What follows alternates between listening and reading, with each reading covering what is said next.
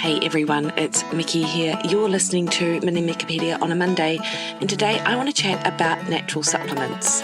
When people ask me about herbs or about supplements, i.e. not medications, there's almost this sort of presumption, or they assume that if they're natural, they're going to always be safe. So the supplements I want to chat about today, they are ones that deal with stress, and of course I get asked about these a lot, but sometimes these natural supplements that are specifically designed to help with stress might actually be working a little bit too well. So if you've been taking something like ashwagandha, rhodiola, or other adaptogens to manage stress, this episode can be really helpful actually to determine whether this is happening for you.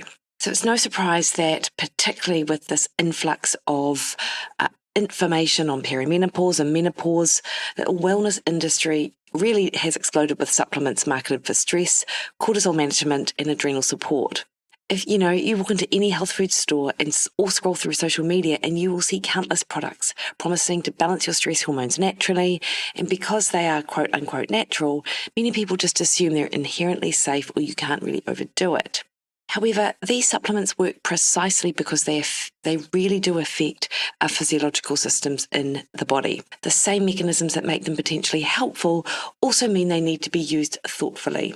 So first up, let's address the natural misconception. Natural does not mean without effects or impossible to overuse. Digitalis, the heart medication, comes from foxglove, which is a natural plant. Aspirin comes from willow bark. Opioids come from poppies. The fact that something comes from nature tells us nothing about whether it's appropriate for every person in every situation.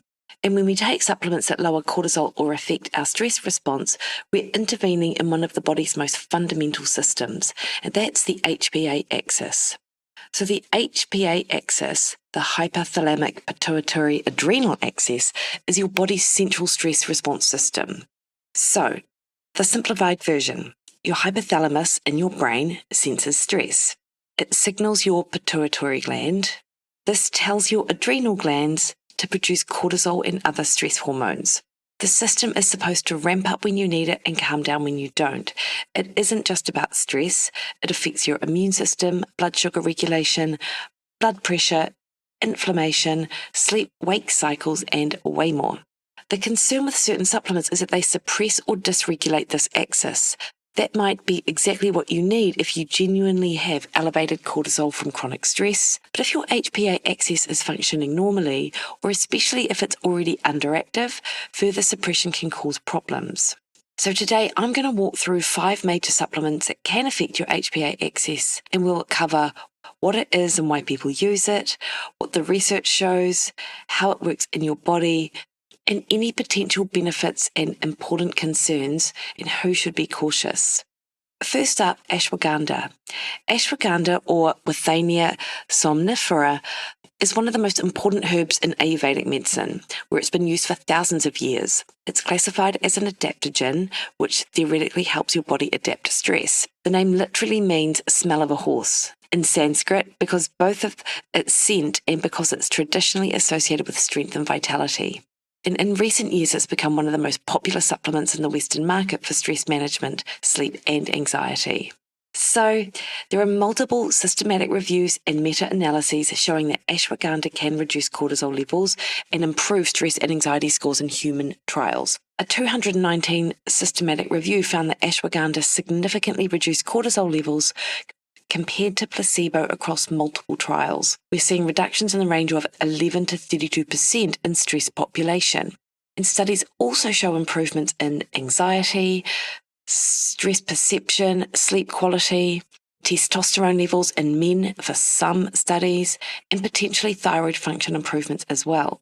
The typical doses used in research are 300 to 600 milligrams of a standardized extract daily, often split into 2 doses. Ashwagandha appears to work through multiple mechanisms. It contains compounds called withanolides that may modulate GABA receptors, and GABA is our calming neurotransmitter. It may influence the HPA axis directly. It has inflammatory properties. It may affect thyroid hormones, and Most studies are around 8 to 12 weeks long. We don't have robust long-term safety data, and the key question is whether ashwagandha is normalizing an overactive stress response or whether it could suppress a normal or underactive one. And so people who need to be particularly thoughtful about ashwagandha are people with thyroid conditions. Ashwagandha may increase thyroid hormone levels, which could be problematic for hyperthyroidism, pregnant and breastfeeding women, people on immunosuppressants, as it may enhance the immune function, people who take sedatives or medications for anxiety, because these may have potential additive effects, and people with already low cortisol. So this includes people with diagnosed adrenal insufficiency or those who are chronically fatigued and potentially have HPA axis dysfunction. So while ashwagandha has legitimate research supporting its use for stress and anxiety in the short term, more is not better, and natural stress support can absolutely be overdone. So definitely check in with your natural practitioner, health practitioner like a naturopath, to assess whether you still need it and potentially take breaks from it. So licorice root is probably familiar to you as a flavouring, or of course a candy almost, but it is used medically in Chinese, Ayurvedic and Western herbalism for centuries. In traditional medicine, it's used for digestive issues, respiratory conditions, and as a harmonizing herb that's often combined with other herbs. And in the supplement world, you'll see it marketed for adrenal support, often with claims that it supports healthy cortisol levels. Here's where licorice root is different from everything else we're discussing. So its effects on the cortisol metabolism are well established and can cause real documented problems. Licorice root contains glycyrrhizin, which inhibits an enzyme called 11-beta-hydroxysteroid dehydrogenase type 2. That's very long.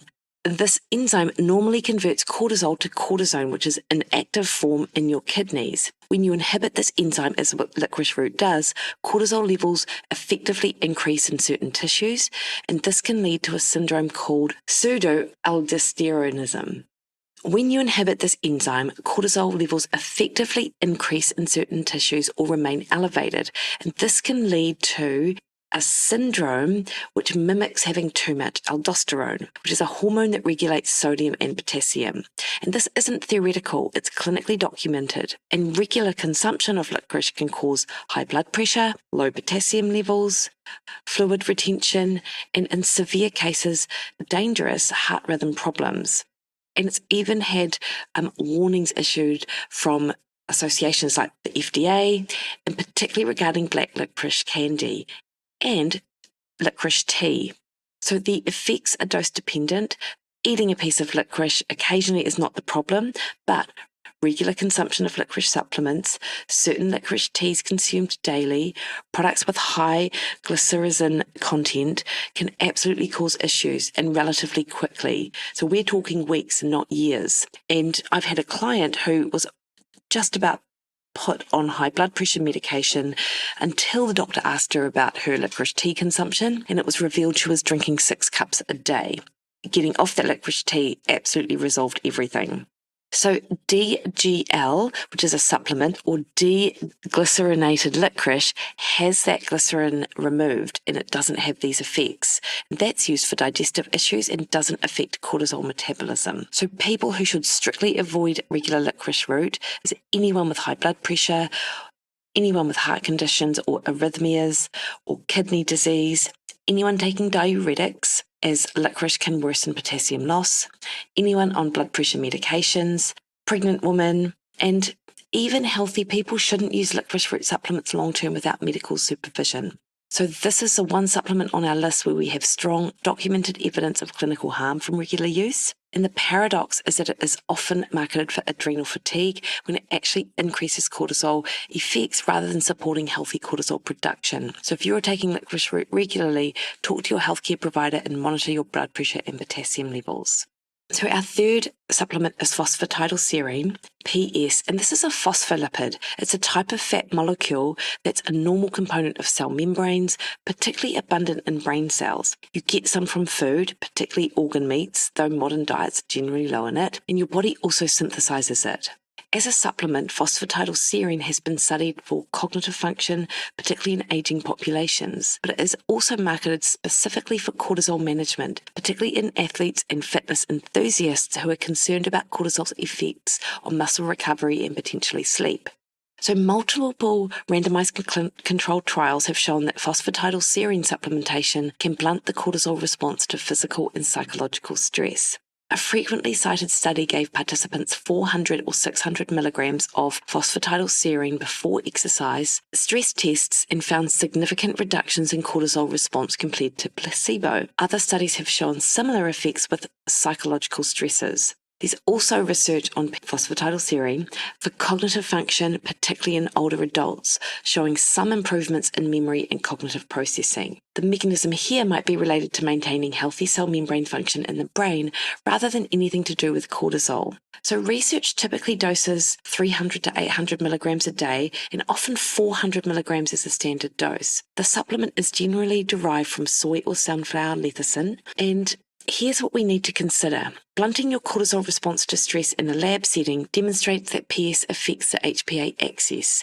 but is that beneficial or problematic? For an athlete dealing with overtraining and chronically elevated cortisol, moderating that response could theoretically be helpful. For someone whose cortisol response is already appropriate, do you want to blunt it? Cortisol serves important functions, mobilizes energy during stress, regulates inflammation, supports immune function, helps you wake up in the morning. And the concern is that chronic suppression of your cortisol response could make it harder for your body to mount an appropriate response to stress, or could contribute to HPA axis downregulation.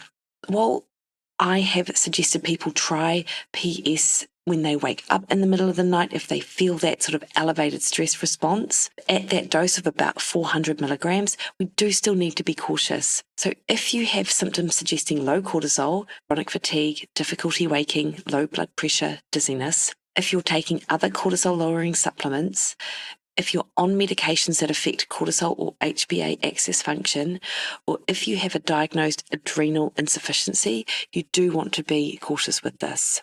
So PS does have good evidence for affecting cortisol response to stress, but whether or not that's beneficial depends entirely on the context. It's probably not something to take just because or long term without a specific reason.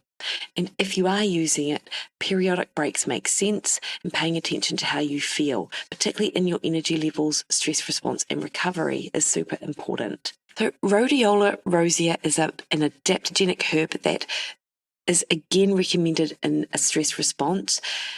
It grows in cold mountainous regions of Europe and Asia, and it's been used in traditional medicine in Russia and Scandinavia for centuries, traditionally for increasing physical endurance, preventing fatigue, and improving mental performance. It's popular in the West as a supplement for stress, fatigue, exercise performance, and cognitive function.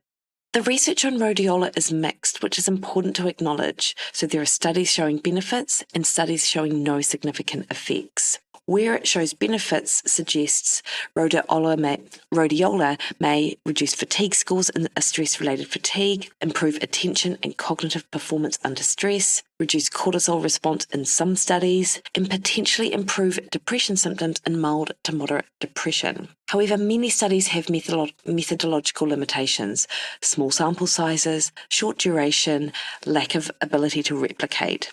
The quality of rhodiola extracts also varies significantly between products, which makes interpreting research difficult. Rhodiola contains active compounds called rosavins and psilidricides, and the proposed mechanisms of how it works includes that it modulates stress response proteins, potential effects on neurotransmitters such as serotonin, dopamine, norepinephrine, possible HPA axis modulation, and antioxidant effects. And truthfully, we don't fully understand how rhodiola works, and individual responses do seem to vary quite a bit. And the dosing and standardization is a bit tricky because these products are standardized quite differently. Some are standardized to rosavins and some are standardized to the psilidricides, and the ratios vary.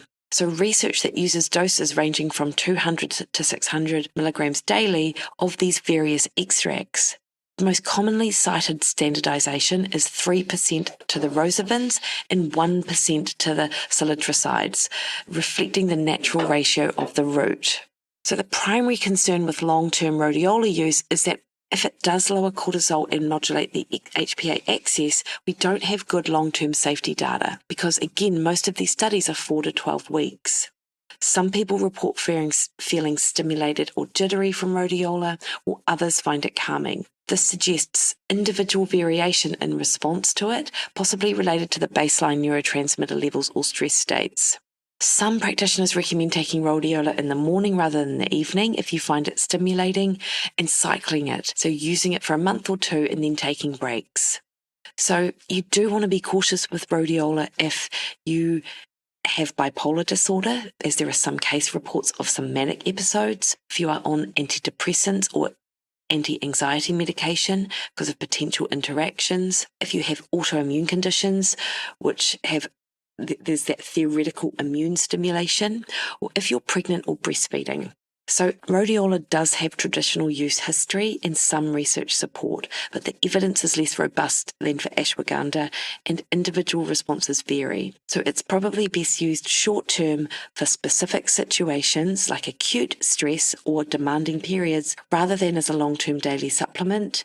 Quality definitely matters as well, so getting that natural practitioner support for a good brand is really important.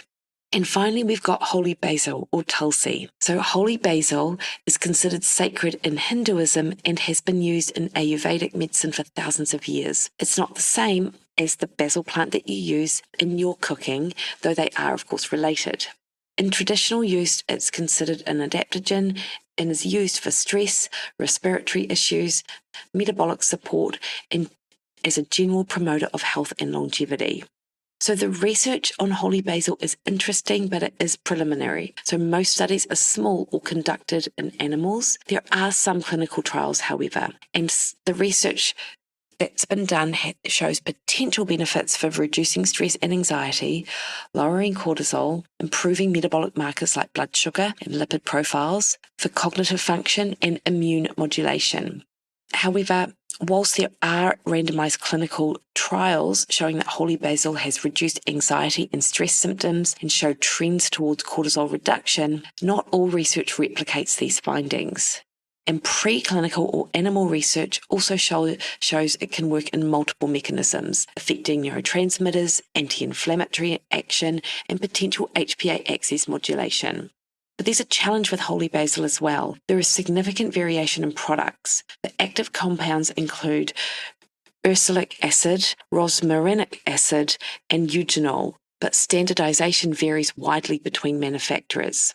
Traditional use involves fresh and dried leaves consumed as a tea or in whole plant form. Modern supplements are typically extracts, and it's unclear if they're equivalent to the traditional preparation. Research studies have showed dose ranging from 300 to 2,000 milligrams daily, often split into multiple doses. Traditional use often involves consuming the fresh leaves or tea multiple times daily. So the primary concerns are there's limited long-term safety data in humans, the potential effects on blood clotting, these are theoretical based on the eugenol content, possible blood sugar lowering effects, which could be problematic for people who might take medications, may affect fertility, and potential HPA axis suppression with chronic use. Again, that's theoretical. So you need to exercise caution if you are pregnant or trying to conceive, you have bleeding disorders or on anticoagulant medication, you are taking any medications related to diabetes, you have existing low cortisol or HPA axis dysfunction, or you're having surgery. Again, this is that theoretical bleeding risk. So you want to discontinue 2 weeks before. So whilst holy basil has traditional use history and some preliminary research support, the evidence base is just not that strong for some of the adaptogens. So it's probably best used periodically rather than continuously. And as with all of the adaptogens, the question is whether you actually need cortisol lowering or stress hormone modulation. So here's what I want you to take away from this. Whether these supplements are helpful or problematic depends entirely on your individual context. If you genuinely have elevated cortisol from chronic psychological stress, documented with testing, then something like ashwagandha might be appropriate for a period of time while you address the underlying stresses. But if you're taking these supplements because you feel tired, assume you have adrenal fatigue, you could actually be making things worse if your cortisol is already low.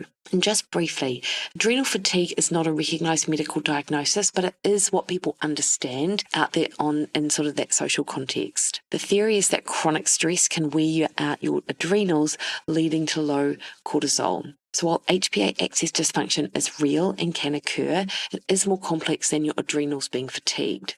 And the concerning thing is that many supplements that are marketed for adrenal support without any testing, or whether someone actually has elevated or low cortisol. And taking cortisol-lowering supplements for fatigue when you might already have low cortisol could worsen the symptoms. So if you're considering supplements that affect the HPA axis, particularly if you're taking them long-term, you need to consider testing your cortisol levels before starting with a practitioner, which can be done through blood tests, but timing matters because we have this cortisol awakening response half an hour after we rise. Salivary cortisol across the day can show the daily rhythm and may be better. But of course, through the Dutch test, you can do a 24-hour urine cortisol. And the most informative is often a 4-point salivary cortisol test showing your rhythm throughout the day in addition to that urine cortisol. Definitely want to work with a knowledgeable practitioner, so someone who understands HPA axis function and can help you interpret results in the context. This is often a naturopath, a functional nutritionist, or a functional doctor.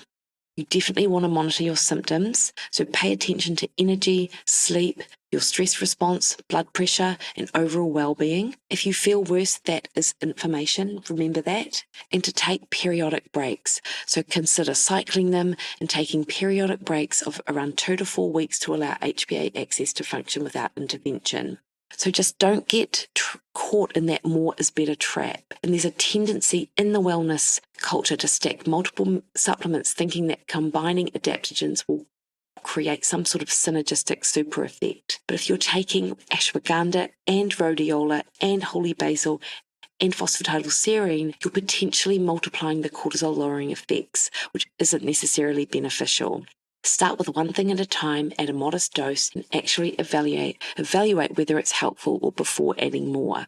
So these supplements, as I said, can interact with medications such as blood pressure medication, sedatives and anti-anxiety, thyroid medications, diabetes medication, immunosuppressants, and anticoagulants. I did just want to mention that again. So if you're on these medications or have chronic health conditions, these supplements aren't just herbs. They're bioactive compounds that can interact with your medications and conditions.